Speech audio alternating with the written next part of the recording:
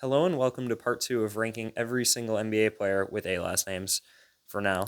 I'm your host, Andrew Martin, and I'm back at it again. So I say we should just get right into it. Number 158, we have Keith Appling. He played 5 games for the Magic, and to say the least, his play may have been slightly appalling. That was terrible. Please cut that joke. Number 157, John Arthurs of the Milwaukee Bucks. There's not much you can say, but he did help the Bucks get Kareem, so I guess there is a bright side to everything. At number 156, we have Bob Allen. He didn't play, and he isn't as cool as anyone else named Allen later on the list, especially one notable player. If you know, you know. At number 155, we have Daryl Lums.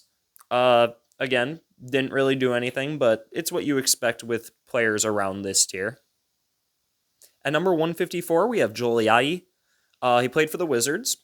He's from France, and his name reminds me of Jay Ajayi because I don't know. I'm also partly football brained.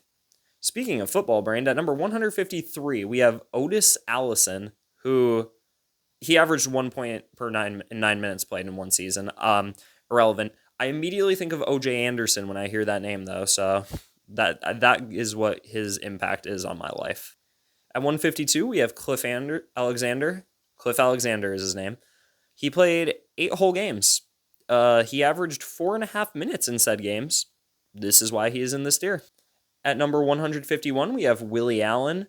He played in the ABA, and he played for a team known as the Floridians. They don't even have a location in their name, so at least you can't make fun of anyone who just has a state. So Utah Jazz, you're safe for this one, because you're at least not the Floridians. At number 150, we have Raul Atkins. He's listed as current on Basketball Reference, but he hasn't played in 5 years, and he only has 10 games to show for his games. But he did start a game. Granted, it was for the Bulls under Jim Boylan, so I mean, it doesn't really mean much. At number 149, we have Stacey Arsenault. He played 7 games and is probably most known for having as many name changes as he does seasons in the NBA. At number 148, we have Wally Anderzunas of the Cincinnati Royals. I wanted him to have some good stats because of his name, but he only played 1 season. He also probably didn't help that Oscar Robertson would later request a trade. He was probably one of the reasons. At number 147, we have Eric Anderson.